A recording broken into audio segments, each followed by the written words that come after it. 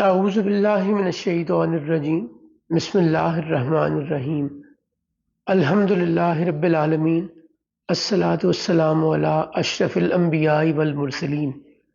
رسول اللہ صلی اللہ علیہ وسلم کے سفر معراج پر ہم پچھلے سیشن میں بات کر رہے تھے کہ اللہ کریم نے رسول اللہ کو جنت اور دوزخ کی سیر بھی کرائی۔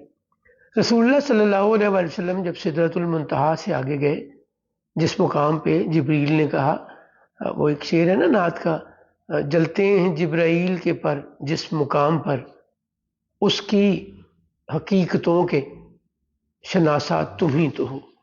رسول اللہ صلی اللہ علیہ وسلم کو یہ عزت المقام اللہ کریم نے دیا کہ وہاں آپ پہنچے جہاں کوئی اور نہیں جا سکا۔ رسول اللہ صلی اللہ علیہ وسلم کی روایت جو آپ بیان فرماتے ہیں کہ میں نے اپنے رب کو نہایت حسین صورت میں دیکھا۔ اس کے بعد آپ مزید فرماتے ہیں کہ میرے رب نے اپنا دست قدرت میرے کندھوں کے درمیان رکھا تو میں نے اس کی ٹھنڈک اپنے سینے تک محسوس کی۔ اور آپ مزید فرماتے ہیں اس کی برکت سے میں نے دنیا، آسمان، زمین، کائنات میں موجود ہر چیز کو جان لیا۔ یہاں کچھ کلیئرٹی ہمیں لینی ضرورت ہے۔ پہلی بات تو یہ ہے کہ جس طرح میرا آپ کا ہاتھ ہے، 5 انگلیاں ہیں، 4 انگلیاں، ایک انگوٹھا، ہتھیلی، کیا اللہ کریم کا ہاتھ بھی ایسا ہی ہے؟ ایسا نہ گمان کیا جا سکتا ہے، نہ سوچا جا سکتا ہے۔ یہ میں پچھلے سیشن میں بھی بات کر چکا ہوں، چونکہ ہم مٹیریل چیزیں دیکھتے ہیں اور انہی کو سمجھ سکتے ہیں، ہم ان سے زیادہ امیجن نہیں کر سکتے۔ میں اگر آپ سے یہ کہوں کہ ایک بلڈنگ ہے جو آسمان کے اندر معلق ہے، یعنی وہ زمین سے کسی طرح بھی کہیں بھی ٹچ نہیں کرتی، نہ کوئی پلر ہے، نہ کوئی فاؤنڈیشن ہے اس کی، نہ کوئی دیوار ہے، اور اس کو بہت پھیلی ہوئی ہے، اور اس میں لوگ آتے جاتے ہیں، زمین سے اس پہ جاتے ہیں، اس سے زمین پہ واپس آتے ہیں، تو ہم امیجن ہی نہیں کر سکتے کہ ایسی کوئی بلڈنگ ہو سکتی ہے جس کا زمین کے ساتھ تعلق نہ ہو، جو ٹچ نہ کرتی ہو۔ سمندر کے اندر ہو سکتی ہے، دریا کے اندر ہو سکتی ہے، پہاڑ کے اوپر ہو سکتی ہے، زمین کے اوپر ہوگی۔ ایسا نہیں ہو سکتا کہ ہوا میں معلق ایک بلڈنگ ہو۔ چونکہ ہم امیجن نہیں کر پاتے، اس لیے ہم اس پہ بلیو بھی نہیں کر پاتے۔ تو ہمیں جب بھی کوئی بات سمجھائی جائے گی، اسی دنیا کے معاملات، اسباب اور مٹیریل چیزوں کے ساتھ سمجھائی جائے گی۔ تو رسول اللہ صلی اللہ علیہ وسلم کا فرمانا کہ اللہ کریم نے اپنا دست قدرت میرے کندھوں کے درمیان رکھا، اس کو اپنے ہاتھ کی طرح مشابہ سمجھنا غلط ہے، مناسب نہیں۔ نبی کریم صلی اللہ علیہ وسلم اسی روایت میں دوسری بات یہ فرماتے ہیں کہ اللہ کریم نے جب یہ اپنا دست قدرت میرے کندھوں کے درمیان میں رکھا تو میں نے اس کی ٹھنڈک اپنے سینے تک محسوس کی، اور میں نے اس کائنات میں موجود ہر چیز کے متعلق جان لیا۔ اب یہاں پہ بڑی غور کرنے والی بات ہے۔ ہم اپنی میں بے وقوفی سے کہوں گا، نادانی میں رسول اللہ صلی اللہ علیہ وسلم کے علم پہ بات کرتے ہیں۔ کیا رسول اللہ صلی اللہ علیہ وسلم کو یہ علم تھا؟ کیا آپ کو وہ علم تھا؟ کیا آپ کے علم میں یہ بات تھی؟ کیا آپ کے علم میں یہ بات نہیں تھی؟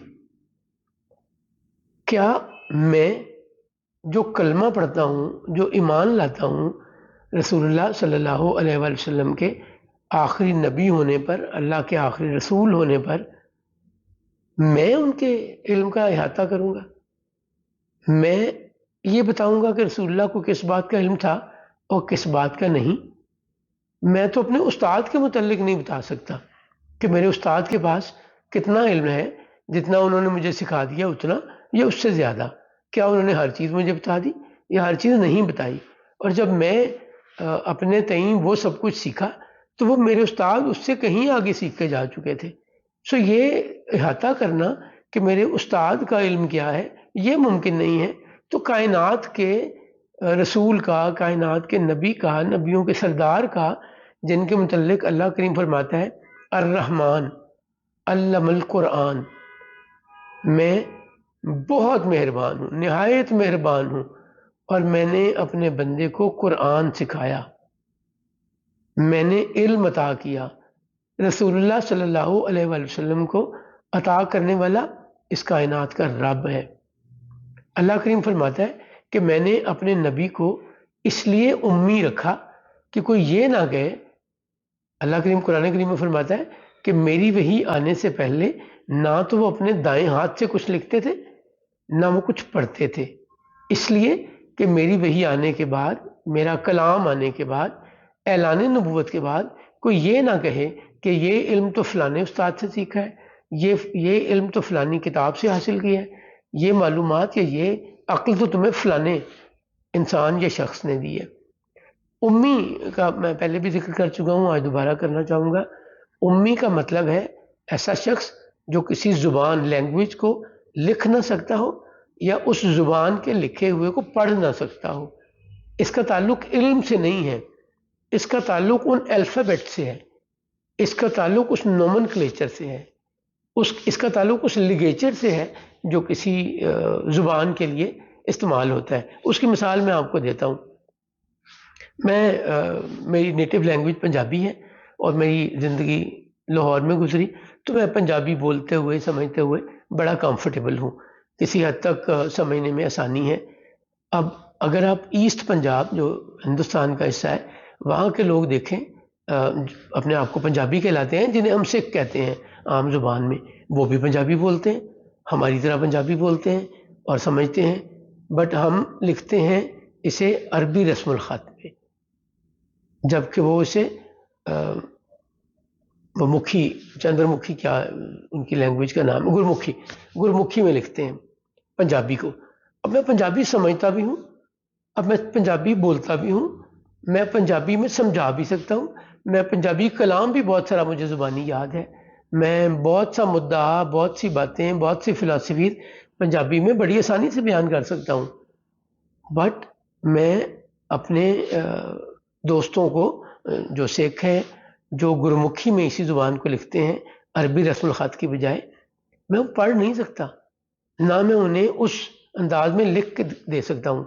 بعین ہی میرے وہ دوست جو ایسٹ پنجاب میں رہتے ہیں، گرمکھی سیکھتے سمجھتے ہیں، وہ میری لکھی ہوئی پنجابی جو عربی رسم الخط میں اردو کی طرح لکھی جاتی ہے، نہ وہ پڑھ سکتے ہیں نہ وہ لکھ سکتے ہیں۔ کیا میں ان کی زبان نہ پڑھ سکنے کی وجہ سے ان پڑھ ہو گیا ہوں؟ جبکہ مجھے اس زبان پہ عبور حاصل ہے، میں اس زبان میں مہارت رکھتا ہوں، لیکن ان کے لکھنے کے انداز کو، ان کے الفابیٹس کو، ان کے لگیچر کو نہیں پہچانتا۔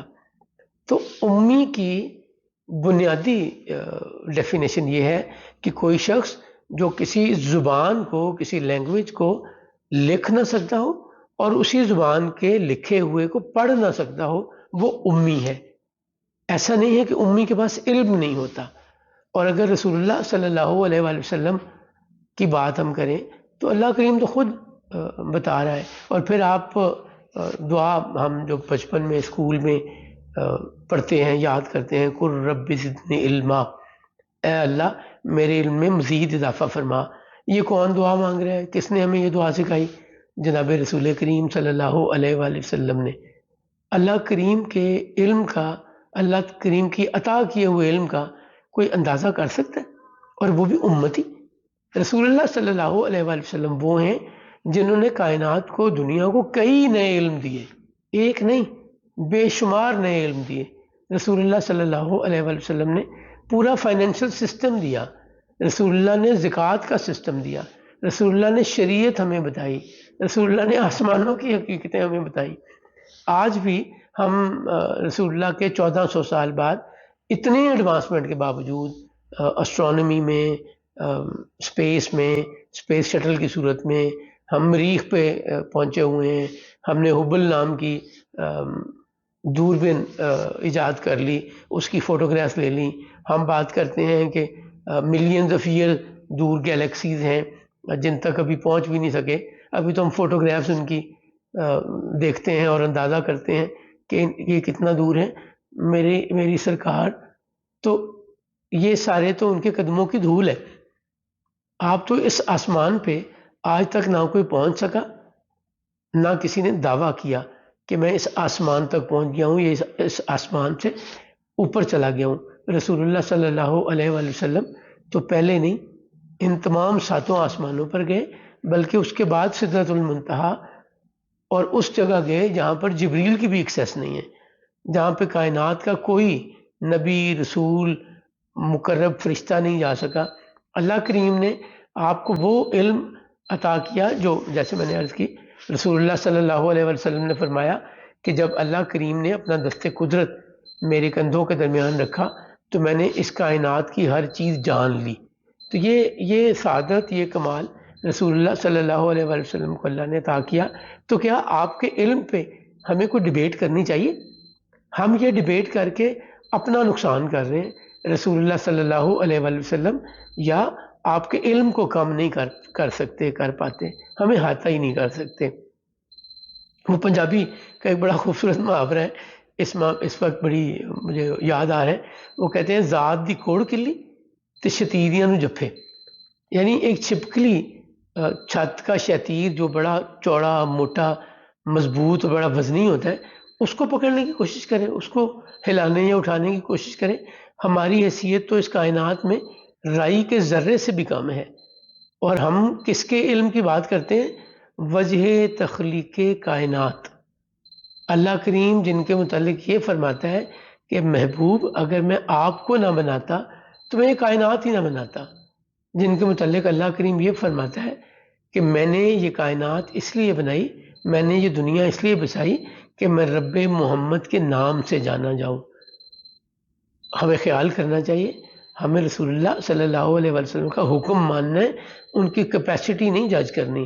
مجھے کس نے اختیار دیا ہے رسول اللہ کے علم کا احاطہ کرنے کا یا یہ فتویٰ جاری کرنے کا کہ رسول اللہ کو اس بات کا علم تھا اور اس بات کا علم نہیں تھا.